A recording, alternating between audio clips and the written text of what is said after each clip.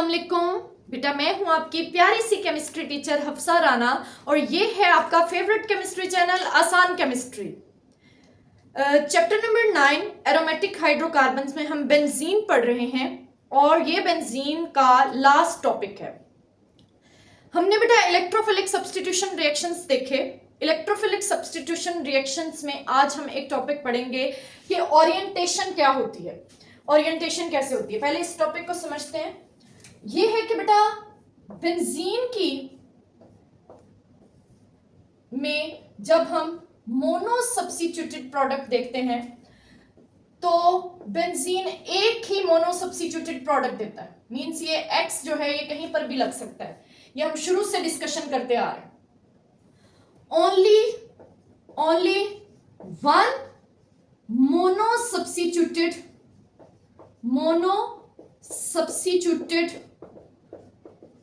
Product और only one mono substituted product की reason क्या है। अब रीजन की तरफ आते हैं। रीजन ये है कि बेटा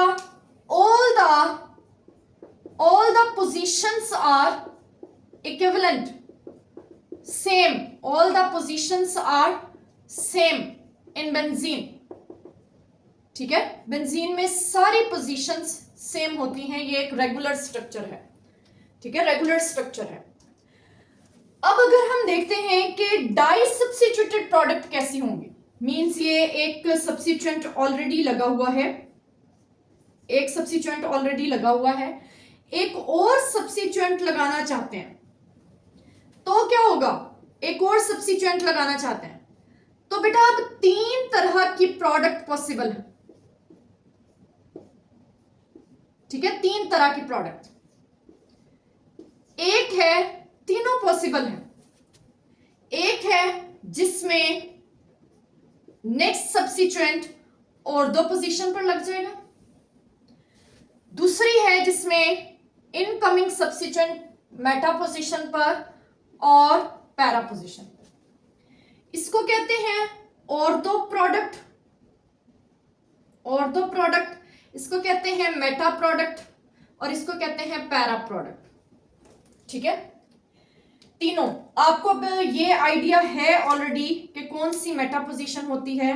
बेटा मैं फिर से आपको याद करवा दूं, जहां पहला सब्स्टिट्यूएंट लगा हुआ है उसके नेबर वाली दोनों साइड्स और दो पोजीशंस हैं, और दो के साथ वाली मेटा पोजीशंस हैं, और जहां पहला सब्स्टिट्यूएंट लगा हुआ है उसके सामने वाली पैरा पोजीशन है।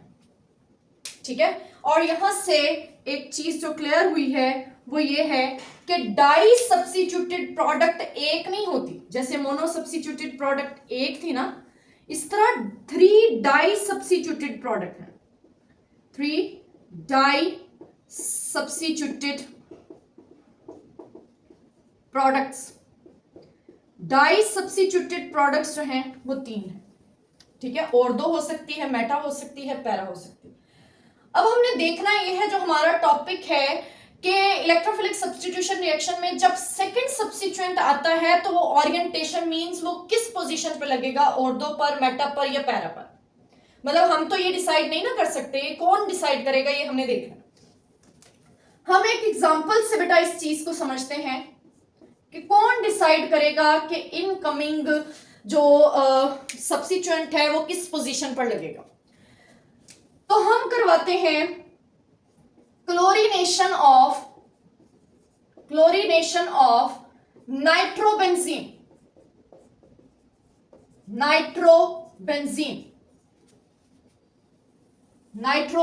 की क्लोरीनेशन। नाइट्रोबेंजीन कौन है देख लेते हैं। ये है बेटा बेंजीन, इस पर पहला सब्स्टिट्यूएंट लगा हुआ है दैट इज नाइट्रोबेंजीन। ठीक है, अब इसकी क्लोरीनेशन करवाते हैं। क्लोरीनेशन यहां कैटलिस्ट यूज होता है FeCl3, हेलोजिनेशन है इलेक्ट्रोफिलिक हेलोजिनेशन। ठीक है, ये जो एक Cl है ये किसी एक पोजीशन पे लग जाएगा। देखना ये है कि इसकी मेन प्रोडक्ट क्या बनती है, NO2। बेटा ऑर्थो, मेटा, पैरा 3 पोजीशन है। देखना ये है कि इनकमिंग जो इलेक्ट्रोफाइल है वो कहां लगता है बेटा, ये लगा है मेटा पोजीशन पर। मेटा पोजीशन पर लगा है, ठीक है, मेटा पोजीशन पर।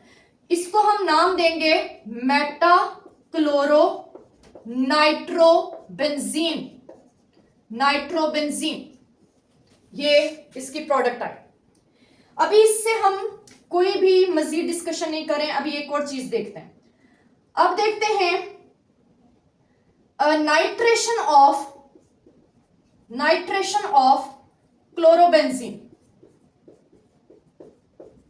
Chlorobenzene, nitration of chlorobenzene. अब हमने इस बार पहले से क्लोरोबेंजीन ले ली है, क्लोरोबेंजीन, इसकी हम करवाएंगे नाइट्रेशन। नाइट्रेशन होती है HNO3 प्लस H2SO4 के प्रेजेंस में, ठीक है, H2SO4 के प्रेजेंस में, ये हम नाइट्रेशन ऑफ बेंजीन पढ़ चुके हैं, ठीक है। ये प्रोडक्ट अब क्या देगी जी, देख लेते हैं। क्लोरो तो ऑलरेडी लगा हुआ है, अब लगना है नाइट्रो ने। बेटा सरप्राइजिंगली ये एक प्रोडक्ट नहीं देता, ये देता है दो प्रोडक्ट। एक में नाइट्रो मेटा ऑर्थो पर लग जाता है और दूसरे में नाइट्रो पैरा पोजीशन पर लग जाता है। यहां पर इसके 2 यूज होंगे, ठीक है, 2 वाटर मॉलिक्यूल्स रिलीज होंगे, 2 वाटर मॉलिक्यूल्स रिलीज सरप्राइजिंगली। अब पहले वाली का नाम है ऑर्थो क्लोरो नाइट्रो बेंजीन, दूसरे वाले का नाम है para chloro nitro benzene. Means 2 different products बनी है, एक ऑर्थो और एक पैरा, ठीक है। अब नेक्स्ट ये देखना है, अब डिस्कशन करनी हमने यहां से। देखिए बेटा प्रोडक्ट जो है वो नाइट्रो क्लोरो ही है, क्लोरो नाइट्रोबेंजीन है, chloro nitrobenzene, chloro nitrobenzene, chloro nitrobenzene. लेकिन सब्स्टिट्यूएंट जो है वो डिफरेंट पोजीशन पर लगे हुए, ये मेटा है, ये ऑर्थो और पैरा बनी है। मींस यहां से हम एक चीज देख रहे हैं कि जब पहले नाइट्रो लगा हुआ था तो उसने आने वाले को मेटा पोजीशन पर लगाया, ठीक है। मैं ये डिस्कशन लिख भी रही हूं कि जो नाइट्रो है, nitro group directed incoming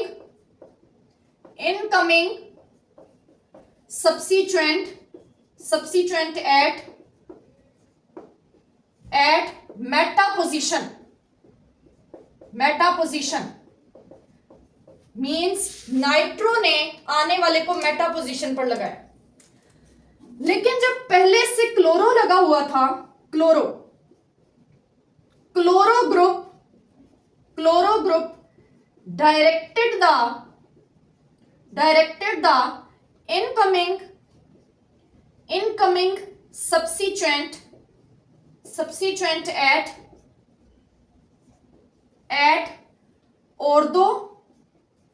ortho and para position, इसने आने वाले को ऑर्थो और पैरा पोजीशन पर लगाया। इट मींस सबका बिहेवियर सेम नहीं है, सब में प्रोडक्ट बनने के चांसेस सेम नहीं है। बेटा ऊपर एक लाइन लिखी हुई है कि ऑर्थो के बनने के चांसेस 40% हैं, मेटा के बनने के चांसेस 40% हैं और पैरा के बनने के चांसेस 20% हैं। हम इस डिस्कशन में जाएंगे नहीं, ये उन्होंने किस बिहाफ पर लिखा हुआ है परसेंटेज चांसेस, ये हमें क्लियर नहीं है। हम चांसेस इस तरह से नहीं लेते, हम चांसेस लेते हैं कि जो पहला सब्स्टिट्यूएंट लगा हुआ है वो डिसाइड करेगा कि आने वाला कहाँ है। तो मैं इसको ऐसे समझाती हूं कि जो पहला सब्स्टिट्यूएंट है वो एज अ होस्ट बिहेव करता है, होस्ट, ठीक है, वो डायरेक्ट करेगा, होस्ट जो है वो डायरेक्ट करेगा, डायरेक्टेड द गेस्ट, वो आने वाले गेस्ट को डायरेक्ट करेगा कि वो किस रूम में ठहरेगा। जैसे हमारे घर में कोई मेहमान आ जाता है तो ये हम डिसाइड करते हैं कि वो कहाँ बैठेगा, वो कहाँ सोएगा, वो क्या खाएगा, वो क्या करेगा, ठीक है। तो इसी तरह होस्ट डिसाइड करेगा कि आने वाला जो गेस्ट है वो कहां पर बैठेगा, ठीक है, तो जैसे पहले होस्ट था नाइट्रो, तो जो गेस्ट है वो मेटा पोजीशन पर लगा। जब होस्ट था क्लोरो, तो जो गेस्ट है वो ऑर्थो और पैरा पोजीशन पर लगा। तो ये एक छोटी सी डिस्कशन है, इसे कहते हैं ओरिएंटेशन। ओरिएंटेशन मींस कहां लगता है सब्स्टिट्यूएंट, डाई सब्स्टिट्यूटेड प्रोडक्ट कैसी बनती है, या पॉली सब्स्टिट्यूटेड प्रोडक्ट कैसी बनती है, ये हम इस डिस्कशन में देखेंगे। ठीक है, और यहां से एक बात ये भी समझ आ गई है कि बेटा या तो मेटा पोजीशन की तरफ डायरेक्ट करता है या ऑर्थो पैरा दोनों की तरफ, मतलब ऑर्थो और पैरा सेम कैटेगरी में आएंगे और मेटा एक कैटेगरी में आएगा। तो यहां दो कैटेगरीज बनेंगी ओरिएंटेशन की, एक मेटा डायरेक्टिंग होगा और दूसरा ऑर्थो और पैरा डायरेक्टिंग होगा। ठीक है, ओके। अब हम पढ़ते हैं ऑर्थो और पैरा डायरेक्टिंग ग्रुप्स कौन से होते हैं। ठीक है, हमने डिसाइड किया है कि दो तरह के ओरिएंटेशंस होती हैं, एक ऑर्थो पैरा और दूसरी मेटा। तो पहले ऑर्थो पैरा पढ़ते हैं। बेटा ये कोई ऐसे ग्रुप्स होते हैं, ठीक है, ये मैंने बेंजीन रिंग बनाया फॉर एग्जांपल, ये एक सब्स्टिट्यूएंट लगा हुआ है और ये कोई ग्रुप है, इसके पास है इलेक्ट्रॉन्स। ठीक है, ये इलेक्ट्रॉन जो है वो रिंग को डोनेट कर देता है। ठीक है, तो ये स्ट्रक्चर किस तरह से बन जाता है, ये स्ट्रक्चर कुछ ऐसा बन जाता है। गौर से ये बात सुनिए, ये देखिएगा बेटा, ये इस तरह से डबल बॉन्ड के साथ बन जाता है। अब इस कार्बन पर पहले एक पाई बॉन्ड लगा हुआ है, यहां पर देखें कि इसकी वैलेंसी है जो 4 सेटिस्फाइड हो गई है। अब ये मजीद जो है बॉन्ड नहीं बना सकता है, मीनवाइल ये बॉन्ड जो है इस कार्बन पर आकर बैठ जाता है, यहां पर ऐसे। बाकी दोनों अभी उसी तरह रहेंगे। हम ये रेजोनेंस पढ़ रहे हैं कि रेजोनेंस कैसे होती है। ठीक है, अब ये यहीं पर तो ऐसे नहीं रहेगा, ये थोड़ी देर के बाद ये अंदर शिफ्ट होगा और ये इलेक्ट्रॉन डेंसिटी मीनवाइल यहां पर आकर बैठ जाएगी। तो ये स्ट्रक्चर कुछ ऐसा हो जाएगा। ठीक है, यहां पर नेगेटिव चार्ज, एक बॉन्ड यहां पर, एक बॉन्ड यहां पर, डबल बॉन्ड एक्स। ठीक है, ये इस तरह से बन जाएगा एक स्ट्रक्चर। अब ये जब इलेक्ट्रॉन डेंसिटी अंदर शिफ्ट होगी तो ये यहां पर आकर बैठ जाएगी। तो एक और स्ट्रक्चर यहां से समझ में आएगा कि अब जो ये इलेक्ट्रॉन डेंसिटी यहां पर आ चुकी है, ये बॉन्ड इंटेक्ट है। ठीक है, अब ये वाली इलेक्ट्रॉन डेंसिटी यहां पर आ जाएगी और ये वापस चली जाएगी। तो ये कैसा स्ट्रक्चर बन जाएगा, ये इस तरह का स्ट्रक्चर बन जाएगा। एक्स फिर से वापस इसके लोन पर वापस चले गए, ये बॉन्ड यहां पर आ गया, ये बॉन्ड यहां पर, ये बॉन्ड यहां पर। अब मैंने इनके दरमियान डबल हेड एरो क्यों लगाया, क्योंकि हमने पढ़ा था resonance, different pairing scheme of electrons है ये, वैलेंस इलेक्ट्रॉन। ये देखिए इलेक्ट्रॉन्स की मूवमेंट हो रही है। ठीक है, आप देखिए पहला और आखिरी स्ट्रक्चर सिमिलर है, इलेक्ट्रॉन जो है वो मूव कर रहे हैं। अब हमने देखना ये है किस किस पोजीशन पर ज्यादा इलेक्ट्रॉन्स इकट्ठे हुए हैं। नेगेटिव चार्ज किस पोजीशन पर आया, यहां पर।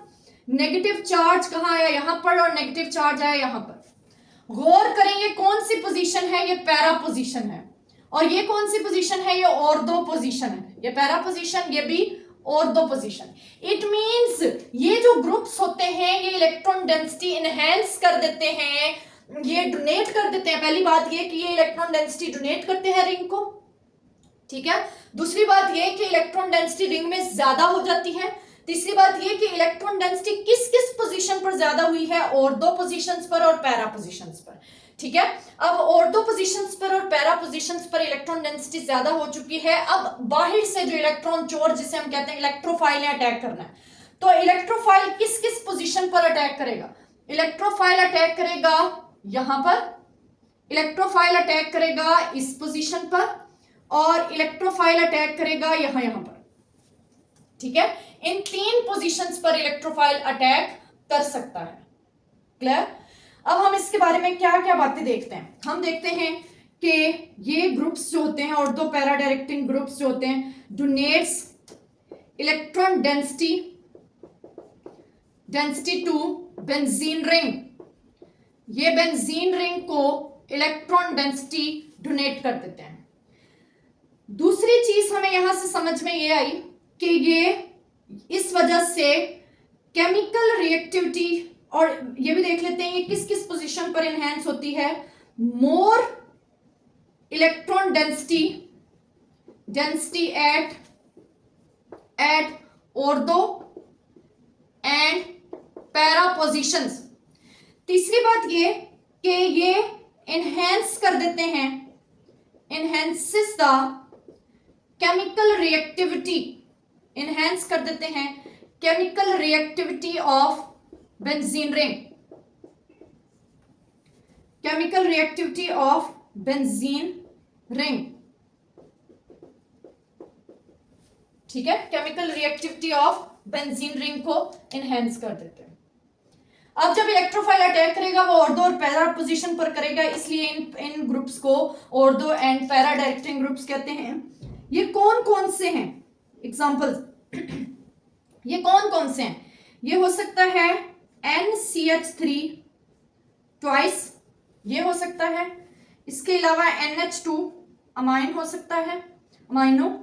इसके अलावा बेटा ये हो सकता है OH, ठीक है। इसके अलावा ये हो सकता है R, इसके अलावा ये हो सकता है OCH3, ठीक है। इसके अलावा ये हो सकता है Cl, Br और I, ये वाले ग्रुप्स हो सकते हैं, ठीक है, जो ऑर्थो और पैरा डायरेक्टिंग पर डायरेक्ट करेंगे।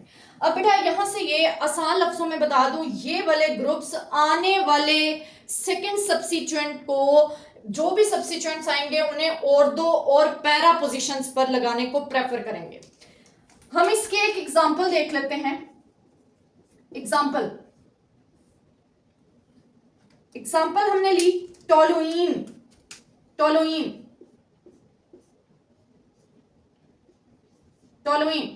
CH3। अब टोलुइन कौन है? Alkyl group. ये अल्काइल ग्रुप की जगह CH3 और C2H5 मोस्टली हम देखते हैं। टोलुइन की हम करवाते हैं नाइट्रेशन होती है HNO3 plus H2SO4। 30 to 40 degree Celsius पर ये रिएक्शन होता है। होता क्या है, अब CH3 आपने देख लिया कौन सा डायरेक्टिंग है, ऑर्थो पैरा डायरेक्टिंग। ये आने वाले सब्स्टिट्यूएंट को ऑर्थो पोजीशन, कौन है आने वाला, नाइट्रो, या पैरा पोजीशन पर डायरेक्ट करेगा। पैरा पोजीशन आने वाले सब्स्टिट्यूएंट को ऑर्थो या पैरा पोजीशन पर डायरेक्ट करेगा, और इस तरह से 2 वाटर मॉलिक्यूल्स रिलीज हो जाएंगे। यहां पर भी 2 मोल्स और यहां पर भी 2 मोल्स, बैलेंसिंग इक्वेशन। अब बेटा ये जो CH3 है, इसका जो बिहेवियर है वो इलेक्ट्रॉन डोनेटिंग है, जिसकी वजह से बेंजीन रिंग बहुत एक्टिव हो जाता है। टोलुइन की ये CH3 के होने की वजह से बेंजीन रिंग बहुत एक्टिव हो जाता है। तो अगर हम टेम्परेचर बढ़ा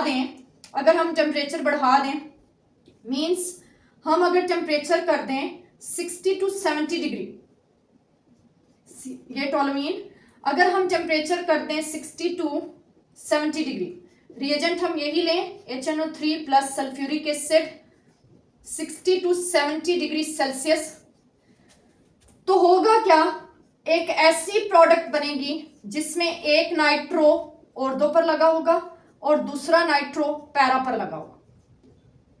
या ऐसी प्रोडक्ट भी हो सकती है जिसमें दोनों नाइट्रो जो हैं वो ऑर्थो पोजीशंस पर लगे हों। मींस ये मोर नाइट्रो ग्रुप्स को सब्स्टिट्यूट करवा सकता है।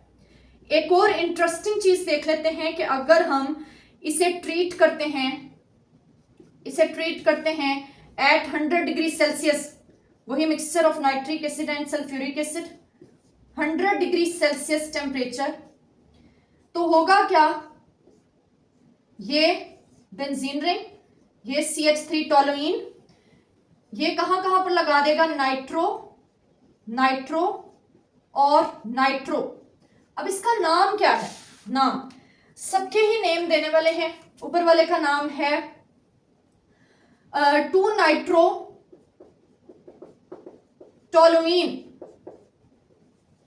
अगले का नाम है 1 2 3 4। अब आप कह रहे हैं हम CH3 वाली पोजीशन को 1 क्यों कह रहे हैं? क्योंकि बेटा ये स्पेशल नेम है और स्पेशल नेम को पोजीशन 1 देते हैं और उसे एज अ पेरेंट लिखते हैं। तो ये आप नोमेनक्लेचर में देख सकते हैं, ये है 4 नाइट्रो टोलुइन। अब इसका क्या नाम है? इसका नाम है 2 4 डाइनाइट्रो टोलुइन। इसी तरह इसका क्या नाम है? 2 6 डाइनाइट्रो टोलुइन। हम आते हैं मोस्ट इंपॉर्टेंट इस पर, इसका नेम है 2 4 6, ये 2 पर, ये 4 पर, ये 6 पर, 2 4 6 ट्राइनाइट्रोटोलुइन। इसको एब्रीवेट किया जाता है T tri N nitrotoluene, TNT trinitrotoluene. बेटा ये as an explosive material use होता है, एक्सप्लोसिव मटेरियल, ठीक है, ट्राइनाइट्रोटोलुइन। अब आपको क्वेश्चन आ सकता है कन्वर्ट बेंजीन इनटू ट्राइनाइट्रोटोलुइन। पहले आप टोलुइन बनाएंगे फ्रीडल क्राफ्ट अल्काइलेशन से और फिर इसकी नाइट्रेशन कर देंगे, ठीक है। इसको बैलेंस कर लेते हैं, यहां 3 आ जाएगा और 3 वाटर मॉलिक्यूल जो हैं वो रिलीज हो जाएंगे, ठीक है। ये है हमने देखा इसमें कि आने वाला हर सब्स्टिट्यूएंट या ऑर्थो पोजीशन पर लग रहा है या मेटा पोजीशन पर। देखिए ऑर्थो पोजीशन पर लगा, मेटा पोजीशन पर लगा, ऑर्थो पोजीशन पर लग रहा है या पैरा पोजीशन पर लग रहा है। ऑर्थो पोजीशन पर लगा, पैरा पोजीशन पर लगा, ortho para, ortho para, ortho, सारी पोजीशन पर भी लग सकता है। तो यहां से ये क्लियर हुआ कि ये जो ग्रुप्स होते हैं ये आने वाले इनकमिंग को, मींस गेस्ट को डायरेक्ट करते हैं कि उसने सिर्फ ऑर्थो और पैरा पोजीशन पर बैठना है, ठीक है। इसको आप अच्छे से समझ लें, आराम से पॉज कर करके इसको आप वीडियो को देखें और इसकी अच्छे से अंडरस्टैंडिंग करें।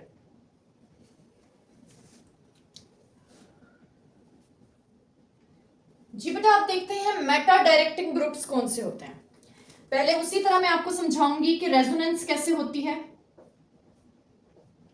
ठीक है। ये कोई ग्रुप लगा हुआ है Y, ये है बेटा इलेक्ट्रॉन विथड्रॉइंग ग्रुप। ये इलेक्ट्रॉन्स को बेंजीन रिंग से बाहर खींचेगा। तो आप देखें ऐसा हो जाएगा, ये अब यहां पर पॉजिटिव आ जाएगा क्योंकि इसका इलेक्ट्रॉन जा चुका है, इसके पास कुछ नहीं आया। ये 2 बॉन्ड्स अभी इंटेक्ट है। इसकी डेफिशिएंसी को पूरा करने के लिए ये बॉन्ड मूव करेगा, ठीक है। जब ये बॉन्ड मूव करेगा तो देखिए बेंजीन रिंग कैसा हो जाएगा, ये यहां आ जाएगा, ये यहां डबल बॉन्ड 1। अब इसकी जो है डेफिशिएंसी हो चुकी है, यहां पॉजिटिव चार्ज आ जाएगा, ठीक है। पिछले जब ऑर्थो पैरा था तब बॉन्ड शिफ्ट होता आकर यहां बैठ जाता था, अब यहां से दूर जा रहा है, अवे जा रहा है, जिसकी वजह से इस पर पॉजिटिव चार्ज, इसकी डेफिशिएंसी हो रही है। अब इसकी डेफिशिएंसी को पूरा करने के लिए ये बॉन्ड आ जाएगा और यहां पर ये बॉन्ड आ गया, ये बॉन्ड आ गया, ये और ऐसे ही है और ये पॉजिटिव चार्ज, अब यहां पर डेफिशिएंसी हो गई है। अब इसकी डेफिशिएंसी को पूरा करने के लिए वो बाहर वाला वापस आ जाएगी, इलेक्ट्रॉन्स वापस आ जाएगा और ये इस तरह से बन जाएगा। ये सब क्या है आपस में? ये डिफरेंट पेयरिंग स्कीम है इलेक्ट्रॉन्स की, ठीक है। अब आपने देखना क्या है, देखना ये है कि डेफिशिएंसी कहां पर हुई है, ऑर्थो पोजीशन पर, पैरा पोजीशन पर, ऑर्थो पोजीशन। इस बार बेटा डेफिशिएंसी हुई है, इंक्रीज नहीं हुआ है, ठीक है। तो इसके बारे में हमें क्या पता चला? इसके बारे में हमें पता चला कि ये ऐसे ग्रुप्स हैं जो विथड्रॉ करते हैं, withdraw electron density from benzene ring से इलेक्ट्रॉन डेंसिटी को विथड्रॉ कर लेते हैं। एक चीज, दूसरी इलेक्ट्रॉन डेंसिटी को विथड्रॉ कर लिया। दूसरी बात बेटा ये है कि ये डिक्रीज कर देते हैं, decreases the chemical reactivity of benzene, chemical reactivity of benzene को डिक्रीज कर देते हैं। मींस इन पर पॉजिटिव चार्ज आ गया है, इलेक्ट्रोफाइल भी पॉजिटिव, इलेक्ट्रॉन डेफिशिएंट स्पीशी होती है, वो अब इस पर अटैक नहीं कर पाएगी क्योंकि ये तो खुद इलेक्ट्रॉन्स का भूखा है, तो इसके ऊपर इलेक्ट्रॉन का भूखी चीज अटैक नहीं कर सकती है, तो इलेक्ट्रॉन चोर इसके ऊपर अटैक जल्दी नहीं कर पाएगा। ये डिक्रीज कर देते हैं केमिकल रिएक्टिविटी को। अगला पॉइंट ये समझ आया है कि बेटा ये भी देखें कि केमिकल रिएक्टिविटी कहां कहां पर डिक्रीज हो रही है। Decrease electron density at ortho and para positions, ortho और पैरा पोजिशंस पर ये इलेक्ट्रॉन डेंसिटी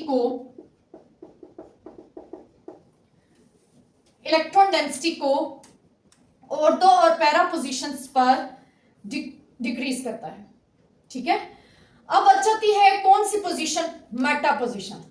तो अगर इलेक्ट्रोफाइल आएगा तो वो ज्यादा से ज्यादा किस पोजीशन पर जा सकता है? मेटा पोजीशन सिर्फ। ठीक है, सो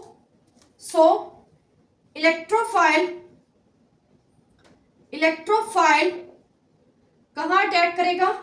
electrophile will attack eight Meta position, क्योंकि वहां पर ही थोड़ी सी इलेक्ट्रॉन डेंसिटी अवेलेबल है, ये वहीं पर अटैक करेगा। ठीक है, अब इसकी एग्जांपल्स कौन कौन सी होती हैं? इसकी एग्जांपल होती है नाइट्रो ग्रुप, ठीक है, CHO group, aldehyde group, carbonyl group जिसे हम कहते हैं, COOH ग्रुप, ठीक है, COOH ग्रुप के अलावा एस्टर कीटोन ग्रुप और एस्टर भी हो सकता है या SO3H। इसके अलावा ये हो सकता है NR3, ठीक है, NR3 पॉजिटिव चार्ज। इतनी बात समझ आ गई? ये ग्रुप्स हैं। अब हम इसकी एग्जांपल से इसको समझ लेते हैं। एग्जांपल इसकी क्या है कि हम एक बेंजीन लेंगे। कौन सी बेंजीन? नाइट्रोबेंजीन। और उसकी अगेन क्या करवाएंगे? उसकी अगेन करवाएंगे नाइट्रेशन, ठीक है, उसकी अगेन करवाएंगे नाइट्रेशन। ये हो जाएगी 95 डिग्री सेल्सियस पे। बेटा इनकमिंग नाइट्रो ग्रुप ने आने वाले को मेटा पोजीशन पर भेजना है, मेटा पोजीशन पर। तो इसका नाम क्या हो जाएगा? मेटा डाइनाइट्रो बेंजीन, बस मेटा डाइनाइट्रो बेंजीन। ठीक है, इसमें मजीद पॉसिबिलिटीज नहीं है, इतनी सी एग्जांपल है, अगर दी हुई है तो हम इसी को पढ़ लेते हैं। मेटा डायरेक्टिंग ग्रुप्स हो गए, सिंपल सा बेटा, जितना हमारी टेक्स्ट बुक में है उसके अकॉर्डिंग ये मैंने एक्सप्लेन किया। तो आपने देख लिया ये ऑर्थो और पैरा पोजीशन पर डेफिशिएंसी हो जाती है, तो बचता कौन है? सिर्फ नाइट्रो पोजीशन, मेटा पोजीशन बचती है, जहां पर इनकमिंग जो है इलेक्ट्रोफाइल आकर लग जाता है। बेटा ये था ओरिएंटेशन इन इलेक्ट्रोफिलिक सब्स्टिट्यूशन रिएक्शंस। इसको अच्छे से प्रिपेयर करिएगा, कन्वर्जेंस करने के लिए ये बहुत ज़्यादा यूज होता है।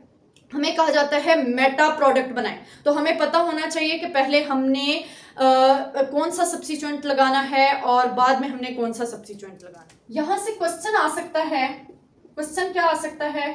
Convert benzene into Meta chloro nitrobenzene या पैरा क्लोरो नाइट्रोबेंजीन। ठीक है, इन 2 स्टेप्स। तो अब आपने इसको खुद करना है। मेटा क्लोरो बनाने के लिए पहले मेटा डायरेक्टिंग लगना चाहिए, बाद में दूसरा ग्रुप लगना चाहिए, और पैरा बनाने के लिए पहले पैरा डायरेक्टिंग लगना चाहिए, बाद में दूसरा ग्रुप लगना चाहिए। तो बेटा ये था orientation in electrophilic substitution reactions of benzene. हमने यहाँ पर देखा कि जो एक ग्रुप है जो ऑलरेडी लगा हुआ है वो डिसाइड करेगा कि इनकमिंग जो नेक्स्ट सब्स्टिट्यूएंट है वो कहाँ पर आकर लगेगा। आपने इसकी अच्छे से प्रैक्टिस करनी है। ये लास्ट टॉपिक था हमारे चैप्टर नंबर 9 का। Happy ending for the chapter number 9। अपना ख्याल रखिएगा। अल्लाह हाफिज।